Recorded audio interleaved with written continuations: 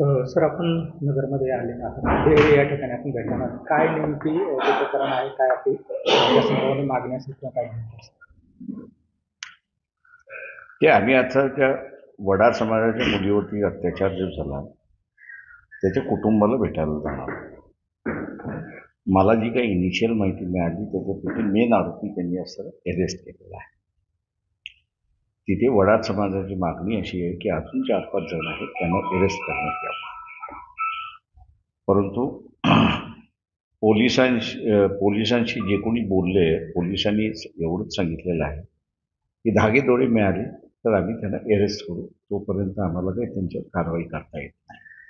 तेव्हा पोलिसांनाही भेटून काय नेमकं चाललेलं आहे तेही त्या ठिकाणी पाहणार.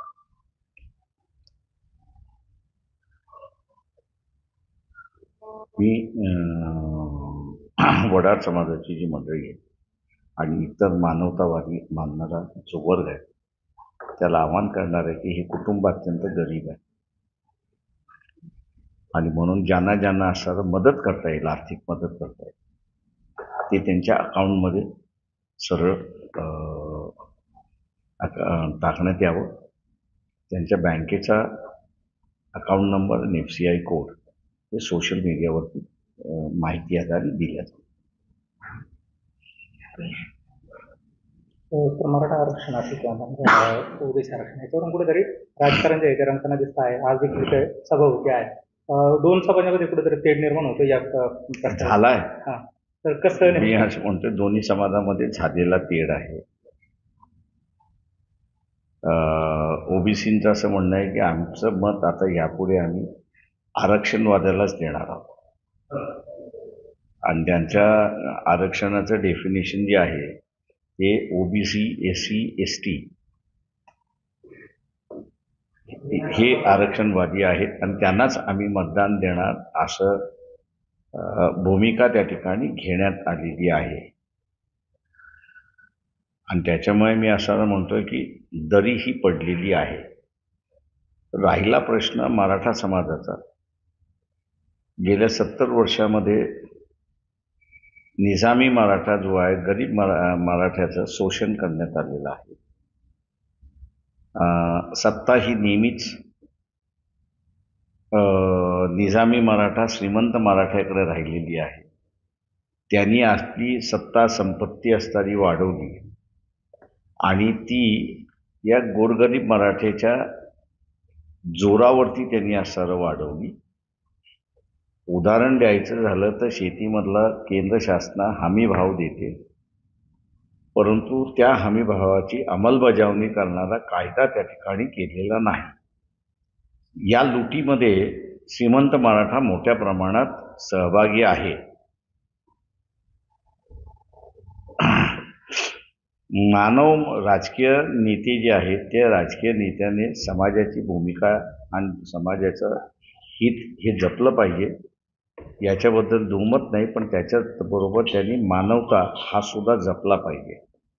स्वतःच्या राजकारणासाठी आणि फायद्यासाठी समाजामधली तेढ आणि वस्तुस्थिती न मांडणं हे दोन्ही गुन्हा आहे असं मी त्या ठिकाणी मानतो.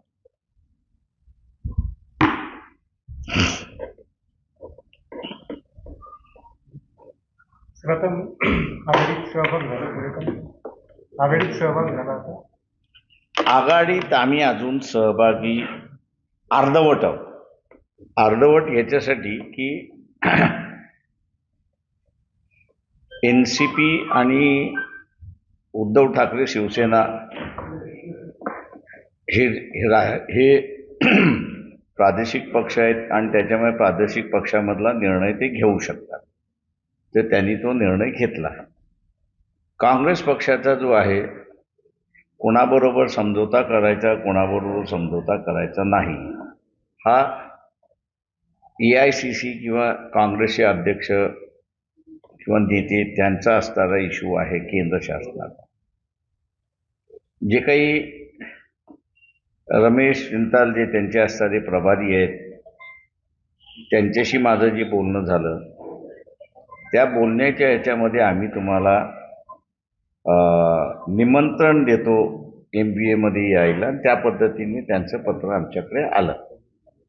आता सहभागी घ्यायचा निर्णय हा राज्य शासनाला आहे का, हा आम्ही प्रश्न उपस्थित केलेला आहे. पण आम्ही त्याच्यावरती अडून बसणार नाही आहोत. चर्चा ही चालू राहील, याबद्दल दुमत नाही.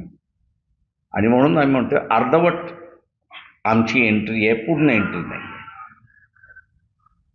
दुसरीकडे आज ओबीसी मेळाव्याचा पार पडतो आहे. तसं वाटतं तर तुम्ही देखील 2-3 सभा घेऊ.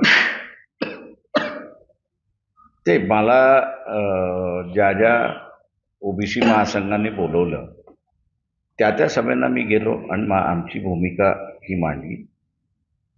मराठा समाज आणि ओबीसी यांच्यामध्ये तेढ होणार नाही, या दृष्टिकोनातून माझा असणारा पूर्णपणे प्रयत्न आहे. काही ओबीसी नेत्यांना तो तेढ जाणीवपूर्वक निर्माण करायचा आहे आणि म्हणून मागणी मी जसं मागणी मागण्याचा अधिकार कुठल्याही समाजाचा आहे, कुठल्याही समूहाचा आहे. मान्य करायचा की न करायचा हा राज्य शासनाचा आहे. आता हे जे वातावरण सध्या आहे राज्यात त्याच्यावर तोडगा कसं निघेल? ते मी जसं म्हणालो की गरीब मराठ्यांना की तुम्ही आम्हाला सत्ता द्या. सॉरी होते थांबतो बाबा, तुमचा कॅमेरा लावला लावते. आम्ही असं म्हणालो होतो की आम्हाला सत्ता द्या, आम्ही तोडगा देतो. त्या तोडग्यामध्ये ओबीसीचं आरक्षणाचं ताट वेगळं असेल आणि मराठा समाज यांचं असणारं ताट वेगळं असेल.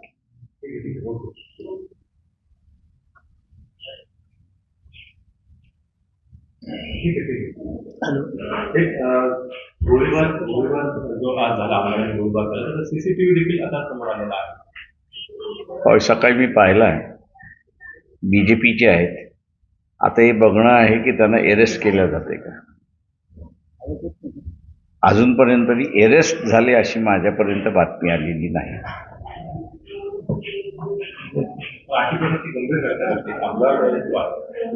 पोलीस स्टेशन मध्ये जाऊन अशा पद्धतीने गोळीबार करतात, कुठेतरी गृहमंत्री अपयशी ठरतायत या सगळ्या. मी असं म्हणेन पूर्ण शासनच अपयशी ठरलं. हे याच्यावरनं एक दिसतंय की शासन हे आमदारांवरती डिपेंड आहे. आमदार हे राजे झालेले आहेत आणि त्यांना जसं पाहिजे तसं ते शासनाला झुकवतात आहेत.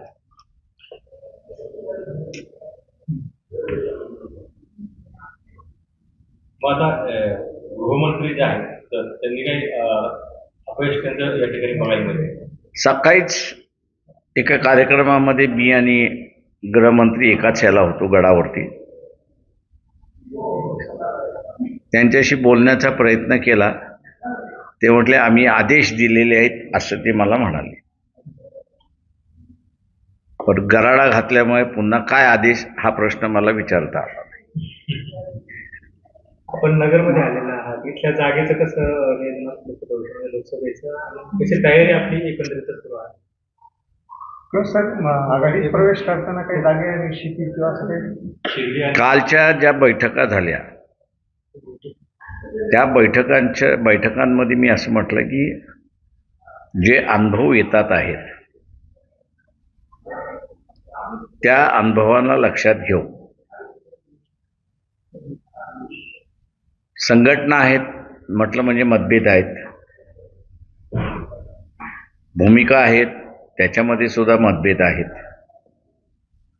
काही प्रश्न जे आहेत ते महत्त्वाचे आहेत. जसं आता आपण म्हटलं ओबीसीचा आरक्षणाचा प्रश्न, जरांगे पाटील यांचं आंदोलन, शेतीच्या संदर्भातलं आंदोलन, याच्यावरती नेमकी भूमिका काय. तर ते म्हटले आम्ही एक ड्राफ्ट त्या ठिकाणी सर्क्युलेट केला, वाचून ते म्हटले आमचा पाठिंबा. मी म्हटलं असं चालणार नाही, हॉचपॉच आघाडी चालत नाही. म्हटलं प्रत्येक पक्षाने स्वतःच्या वर्किंग कमिटीमध्ये किंवा जे काही स्टडी सर्कल्स असतील त्याच्यामध्ये या संदर्भातला निर्णय करून कॉमन भूमिका येऊ शकते का तो आपण बघितला पाहिजे. आली तर चांगली, नाही आली तर प्रत्येक पक्ष याची बघण्याचा दृष्टिकोन काय आणि त्या दृष्टिकोनामध्ये फरक किती काय आहे तो लक्षात आला तर मग आपल्याला पुढे वाटचाल करणं हे सोपं जातं. त्याच्याच बरोबर आम्ही असा एक 25 मुद्द्यांचा मसुदा दिला की जो उद्याचा मिनिमम कॉमन प्रोग्राम होऊ शकतो. त्याच्यावरतीही आपण असणारा चर्चा करा. तेव्हा प्रत्येक पक्ष त्याच्यामध्ये 5-6 दिवस घेऊन ती चर्चा करेल. त्यांचं ओपिनियन होईल, ॲडिशन त्याच्यामध्ये होईल हे आम्हाला माहीत आहे. आणि कॉन्फ्लिक्ट असेल तर ते मॅनेजेबल कॉन्फ्लिक्ट कशा रीतीने करता येईल या दृष्टीने आपण प्रयत्न करू. आणि ते झाल्यानंतर सेकंड फेजमध्ये आपण सीट शेअरिंगचा जो इश्यू आहे तो त्या ठिकाणी सुरुवात करावा. त्याच्यामुळे सेकंड फेजमधला हा विषय चर्चेला आल्यानंतर मग मी आपल्याला सांगतो की किती जागा कोण कोण मागते, कोण कोण काय करते. पक्षातून आपल्या शिर्डीच्या जागेसाठी काय आग्रह होतो? मी म्हटलं ना, पहिल्यांदा आम्हाला असणारा मिनिमम कार्यक्रम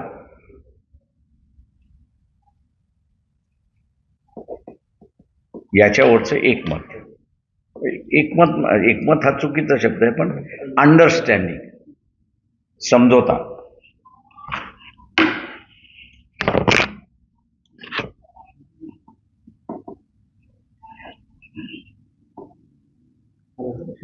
महाविकास आघाडीचे कॉमन नाना पटोले यांना बोलवता पृथ्वीराज चव्हाण यांना देण्यात आलं. काय वाटतं? काय माहीत मला. आमच्या इथले जे डॉक्टर दैरवान फंडकर जे आहेत ते प्रमुख आहेत आणि त्यांच्या नेतृत्वाखाली असं टीम जाते त्या बैठकीला.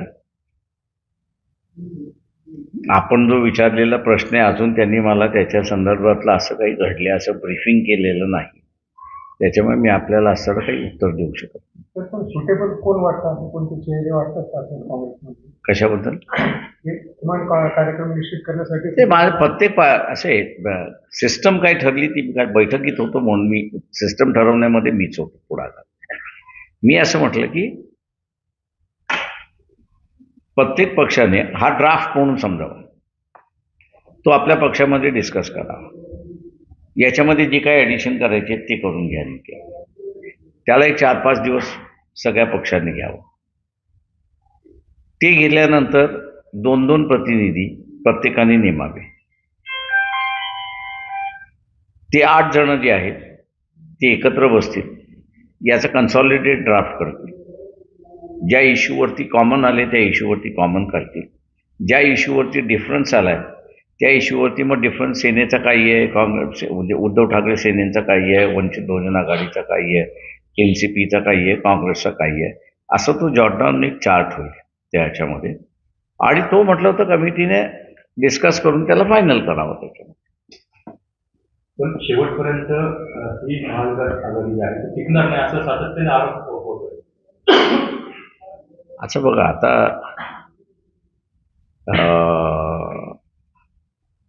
आघाडीतल्या घटकांनी ठरवायचं आहे एकत्र राहायचं की न राहायचं. आतापर्यंत तरी मला असं दिसते की एकत्र राहायचं ठरते. उद्याचं काय ते सांगता येत नाही. तुम्हाला आता विश्वास वाटतो की शेवटपर्यंत? काल ज्या अर्थी माझं म्हणणं असं आहे की त्याच्या आदल्या मीटिंगमध्ये ड्राफ्ट जो आम्ही सर्क्युलेट केला होता तो चर्चेला घेतला आला आणि त्याच्यामध्ये मोदी व्यतिरिक्त कार्यक्रम असला पाहिजे हा जो मुद्दा आला तो तिथे एक्सेप्ट करण्याचं म्हणजे मला थोडंसं जुळवण्याचं दिसतंय असं मला दिसतंय त्या ह्याच्यामध्ये. आता शेवटी काय होणार ते करता येणार नाही. जोपर्यंत आमचं सेकंड स्टेज होत नाही सीट शेअरिंगचा आणि त्याच्यामधलं एक्सेप्टेबल फॉर्म्युला सगळ्यांना निघत नाही तोपर्यंत आपली शंका आपण व्यक्त करत राहू नाही. काँग्रेसमध्ये काही आमदार जे आहेत तर ते अजित पवार गटामध्ये जाणार आहे. कुठेतरी भाजपकडून पुन्हा पक्ष फोडण्याचा, काँग्रेस फोडण्याचा प्रयत्न सुरू होतो. तो तर BJPचा पास्ट गेमच आहे. पक्ष फोडणं हा त्यांचा पास्ट टाइम गेमच आहे तो. लालकृष्ण अडवाणी यांना भारतरत्न जाहीर झाला असताना कसं? माझं म्हणणं असं आहे की तुम्ही त्यांना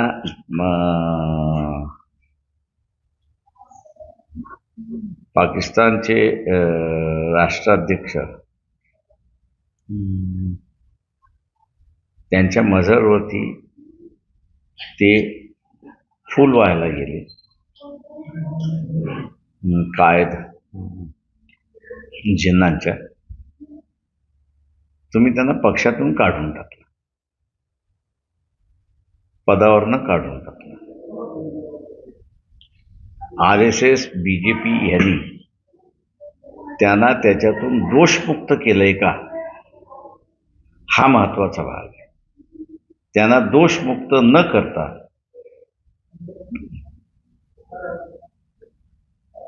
भारतरत्न देणं हा एक फार मोठा फ्रास आहे असं मी त्या ठिकाणी मानतो. लोकशाही मराठी ऐका, पहा, जागरूक रहा.